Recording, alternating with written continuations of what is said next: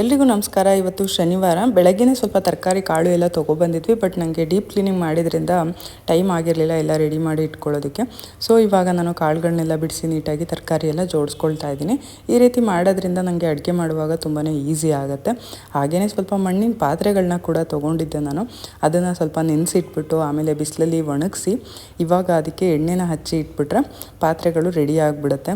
Next ನನ್ನ coming ವ್ಲಾಗ್ಸಲ್ಲಿ ನಿಮಗೆ ಮಣ್ಣಿನ ಪಾತ್ರೆಗಳಲ್ಲಿ ಕೂಡ ಅಡುಗೆನ ಮಾಡಿಬಿಟ್ಟು ತೋರಿಸ್ತೀನಿ. ನಂಗೆ ತುಂಬಾ ಇಷ್ಟ ಮಣ್ಣಿನ ಪಾತ್ರೆಗಳಲ್ಲಿ ಅಡುಗೆ ಮಾಡೋದು. ಹಾಗೆಯೇ ಈ ಒಂದು ವಿಡಿಯೋ ಬಂದುಬಿಟ್ಟು ಈ ವರ್ಷ ಅಪ್ಲೋಡ್ ಆಗ್ತಾ ಇರೋವಂಥ ಕೊನೆಯ ವಿಡಿಯೋ ಆಗಿರುತ್ತೆ ಅಲ್ವಾ, ಕೊನೆಯ ಮಿನಿ ವ್ಲಾಗ್ ಆಗಿರುತ್ತೆ. ಅಂದರೆ ಮತ್ತೆ ನಾನು ಅಪ್ಲೋಡ್ ಮಾಡಿದ್ರೆ ಮಿನಿ ವ್ಲಾಗ್ನ ಅದು ಹೊಸ ವರ್ಷ ಅಂದರೆ 2024 ಅಪ್ಲೋಡ್ ಆಗುತ್ತೆ.